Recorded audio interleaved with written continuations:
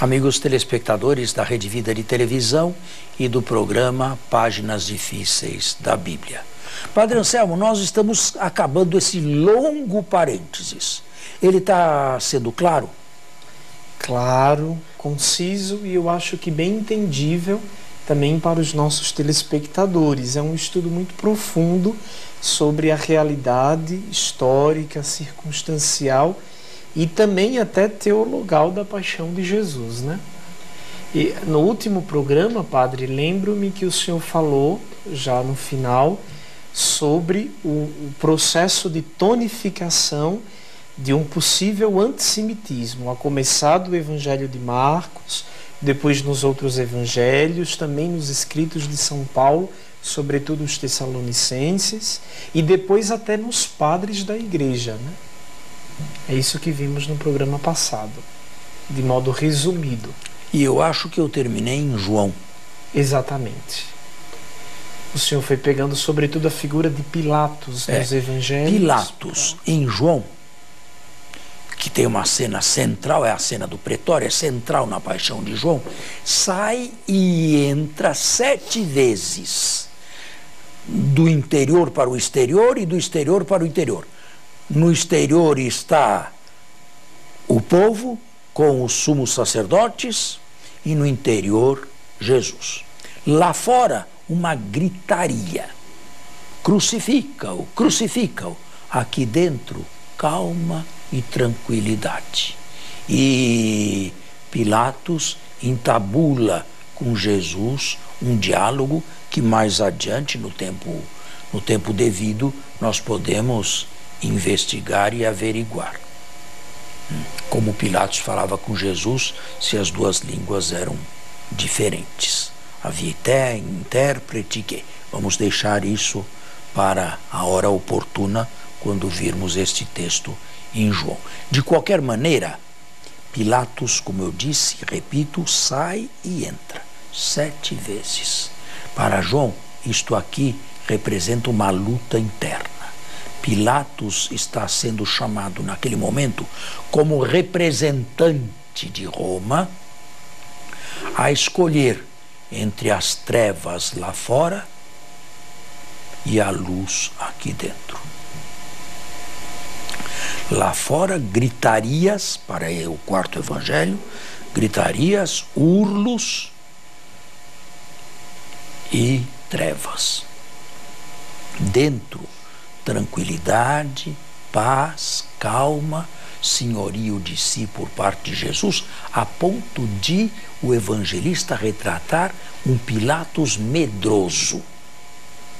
Um Pilatos medroso diante de Jesus.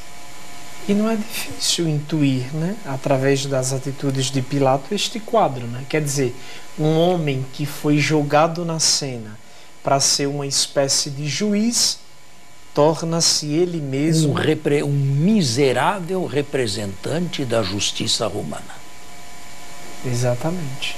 Essa cena é muito forte no Evangelho de João, né? Pois é. Mas Pilatos o que escolhe? As trevas ou a luz? As trevas. Pilatos se vê contra a parede e escolhe as trevas. É escolha sua para o evangelista. Ele podia exercer o direito, o ius gladii, de outra maneira. Mas, se o soltas, não és amigo de César, porque todo aquele que se faz rei contradiz César. Isso lhe grita o povo lá de fora. E Pilatos que responde: hei de crucificar o vosso rei? Uma ironia mortal, né? Em que sentido uma ironia mortal? Pilatos sabia que não existia outro rei ali. Não, o Pilatos, Joanita, é um teólogo, a modo dele, mas é um teólogo. Durante muitos séculos, aquele povo foi preparado por Deus a receber outro rei. Aí evoca-se a figura do Messias, né? não temos outro rei a não ser César.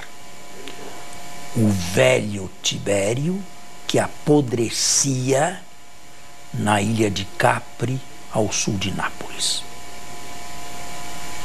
Não temos outro rei senão César. E foi só quando Pilatos levou o povo inteiro a uma apostasia geral, não temos outro rei a não ser César, foi que fez a vontade deles. Mandou que Jesus fosse à cruz.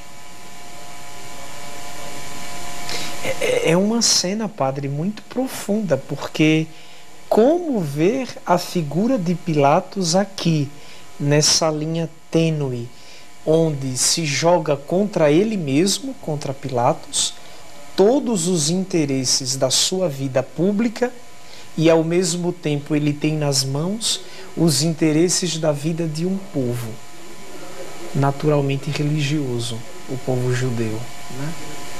Pilatos não foi nem pior e nem melhor que os outros prefeitos romanos da província imperial da Judéia.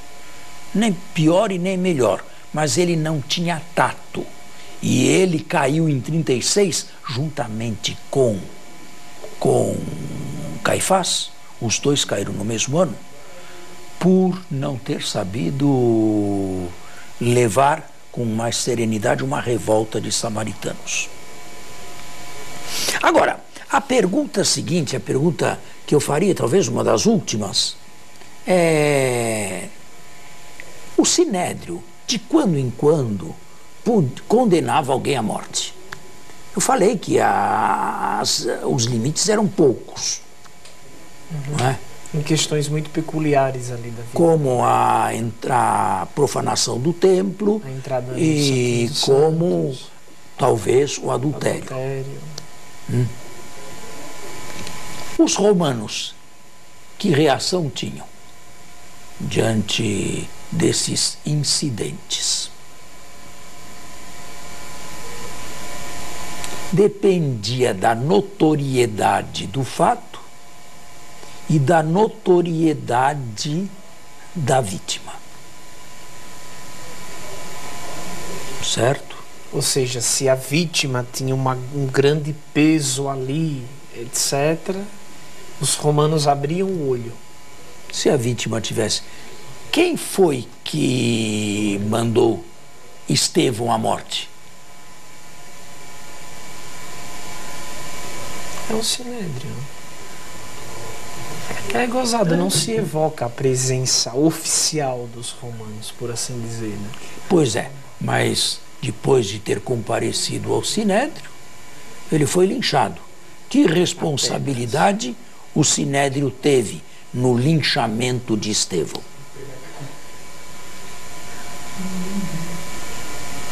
O sumo sacerdote Anano, numa vacância de poder entre um procurador e outro romano, no começo dos anos 60, mandou matar Tiago, um dos 12. E foi destituído do poder pelo procurador seguinte, logo que chegou, Albino. Por causa disto, por ter ido além da sua competência, além dos seus limites. Não podia o Sinédrio instigar o povo e liquidar Jesus? Eles mesmos ali tomar uma decisão capital. Ou instigar. Como de fato instigaram diante de Pilatos. Não podiam eles tomar uma iniciativa assim e liquidarem Jesus sem que Pilatos entrasse no jogo? Podiam ou não? Claro. E por que não fizeram? Primeiro, a Palestina e Jerusalém pululava de peregrinos por ocasião da Páscoa. Segundo, muita gente era favorável a Jesus. Terceiro, o movimento de Jesus crescia. Pilatos estava na cidade. Não estava em Cesareia, a sua capital. Portanto, seria um ato bastante grave ir a fazer alguma coisa à revelia do governador quando ele estava ali presente. E quarto, em caso de tumulto, podiam perfeitamente lavar as mãos e jogar a responsabilidade toda para Pilatos. Foi ele, não fomos nós. E é exatamente o que aconteceu. E foi exatamente o que aconteceu. Por isso deixaram, ou melhor, acharam melhor que Pilatos tomasse a última decisão.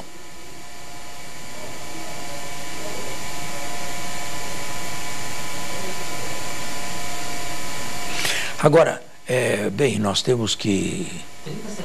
30 segundos apenas, dá apenas para formular a questão. E com isto aqui terminamos todo esse longo parênteses aqui.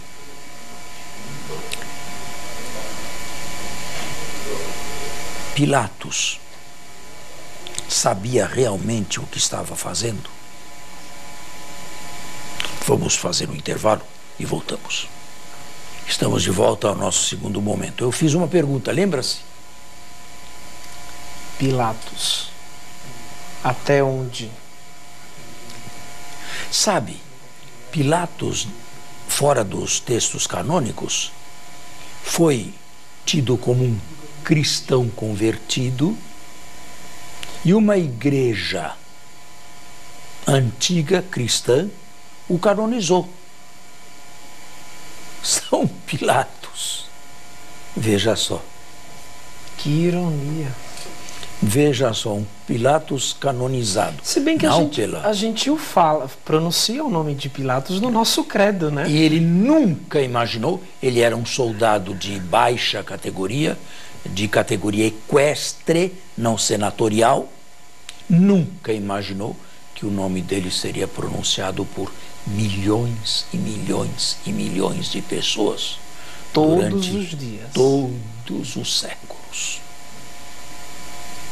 Certamente ele não sentiu nenhum remorso, acredito eu pelo menos, daquilo que fez. Se bem que condenação à morte no primeiro período do primeiro século na Palestina era inusual.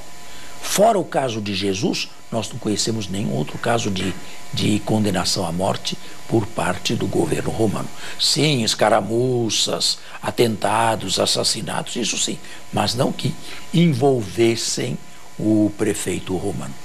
Só o caso de Jesus. Nos primeiros 50 anos, ou nos primeiros 40 anos do primeiro século. As coisas se modificaram depois do curto reinado de Herodes Agripa I, a partir de 44 da nossa era na Palestina, quando prefeitos ou procuradores romanos incapazes, ineptos, assumiram lá o governo sem saber como tratar com carinho, com delicadeza, com prudência, com diplomacia, com os próprios judeus.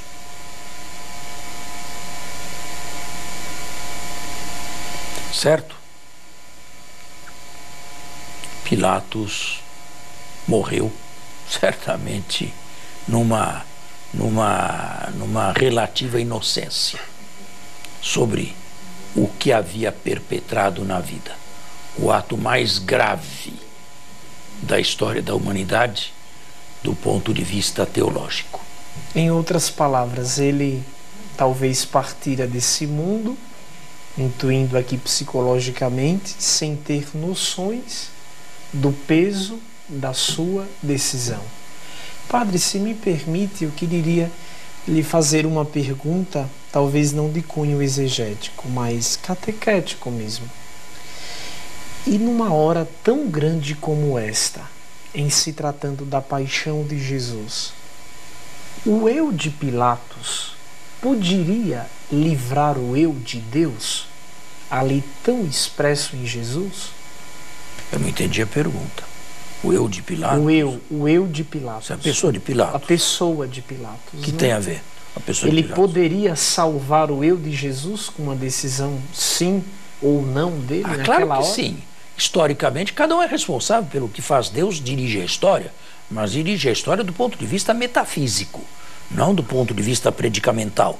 Os homens fazem o que querem, colocam o que querem, e Deus está por cima e Deus dirige lá por cima os acontecimentos humanos, mas não a ponto de retirar a liberdade, a responsabilidade e a inteligibilidade de alguém que faz. Ele é responsável e eu diria também culpável pela morte de Jesus. Embora não fosse um fanático anti-jesuano. É até possível, e o quarto evangelista sufraga, que Pilatos também estava curioso em saber quem era Jesus. É possível que no início tenha havido entre Pilatos e as autoridades judaicas uma certa unanimidade, um certo denominador comum. Vamos prendê-lo, vamos interrogá-lo, pelo menos assim pensava Pilatos, e vamos ver quem ele é. Se é um perigo potencial para Roma ou se é um pobre coitado que podemos deixar à vontade. Podemos deixar solto sem causar estrago. No máximo castigá-lo e... talvez nem castigá-lo, dependendo do que fez. Se não fez nada de mal. Até porque agora a gente começa a concluir. E depois percebeu que era inveja, que eram ciúmes, que era fanatismo. E a gente começa a perceber que a ida forçada de Jesus a Pilatos foi muito mais uma situação de circunstância, porque o governador estava ali, o senhor falou, do que uma situação toda predestinada do ponto de vista histórico e concreto do Uma última pergunta, e com isso terminamos esse longo parênteses. O processo de Jesus foi um processo legal ou um processo ilegal? Eu acredito que ilegal. Até porque como nós podemos chamar este processo de Jesus? De julgamento? De audiência? Como que um processo desse pode ser legal se ele não teve direito a testemunhas de defesa, por exemplo? Eu diria que ele foi legal. Que ele foi de acordo com a lei judaica. Não vamos misturar modernidade com a antiguidade. Naquele tempo não usava haver advogado de defesa. Advogado de defesa era o próprio acusado. Ele que tinha que se defender. No caso de Paulo, isto aqui é claro, Paulo se encarregou de suas próprias defesas diante dos judeus e diante dos romanos. No passado era diferente, passavam-se diferente as coisas do que na modernidade. Mas ele foi condenado por um órgão oficial, numa sessão oficial, pelo menos no primeiro século, não talvez 2, 3 séculos mais tarde, com a Mishnah. E ele horário foi definido, padre? E ele, no primeiro século, é muito difícil examinar esses detalhes todos. Antes do ano 70 da nossa era, antes da destruição de Jerusalém. E depois que o Sinédrio não o pôde ou não quis resolver o caso e terminar ali, ele foi levado para a justiça romana. E a justiça romana agiu na pessoa de Pilatos. Faça uma distinção entre julgamento extra legem e julgamento iuxta legem. Os cidadãos romanos deviam ser julgados de acordo com o direito romano. Mas isto, os cidadãos romanos. Que não era o caso de Jesus. Não era o caso de Jesus, era o caso de Paulo. Mas não era o caso de Jesus. Jesus não era um cidadão romano. Em não se tratando de um cidadão romano, a responsabilidade pelo veredicto final, as mais das vezes, ficava a cargo do governador ou do prefeito. Era ele quem agia de acordo com o que ele ouvia, de acordo com o povo, de acordo com os gritos, de acordo com a consciência que ele ia formando. No caso de Pilatos, agiu também não pouco o medo, uma certa reticência. Se o soltas, não és amigo de César. Pode ser acusado de uma ação anti-romana. Tudo isso deve ser julgado, levado em conta. Eu acho que o processo de Jesus foi um processo injusto, não tenha dúvida. Foi um processo iníquo, mas não foi um processo ilegal. Foi um processo dentro da lei. Dentro da lei para alguém que não era cidadão romano e que não devia ser julgado de acordo com a legislação do Código Penal romano, do direito romano. Quanto tempo ainda nos falta? 10. Olha, estão dizendo que faltam 3 minutos. Você tem alguma pergunta a ser feita? Não, eu já fiz. Só iria completar nesse sentido, nesse caso, dizendo então que porque Jesus não era um cidadão romano, o ritmo de um processo... O ritual, vamos dizer. O ritual de um processo como este dependia muito da subjetividade da figura romana, do prefeito. Presente, né? Do prefeito. E Roma normalmente respeitava estas coisas. Não era um cidadão notório, Jesus, não era de alta notoriedade, nunca saiu da Palestina, nunca foi para lado nenhum, sempre pregou em povoados pequenos. Poucas vezes Jesus entrou em cidades, e nenhuma vez numa cidade pagã. Então, não era uma... À primeira vista, ele não trazia, deixando o aspecto religioso de lado, ele não trazia motivos de perturbação para Roma. Agora, terminando, estamos no fim do nosso programa e no fim desse grande parênteses. Sabe, questões políticas e questões religiosas sempre andaram de mãos dadas. Infelizmente, na história de todos os tempos, nós temos sempre governos que pretendem auferir lucros através das igrejas. Por exemplo, aqui nos tempos de eleição. E sempre temos eclesiásticos que tentam se insinuar nos meios políticos. As coisas não mudaram de lá para cá. Está no nosso horário, então vamos encerrar o programa.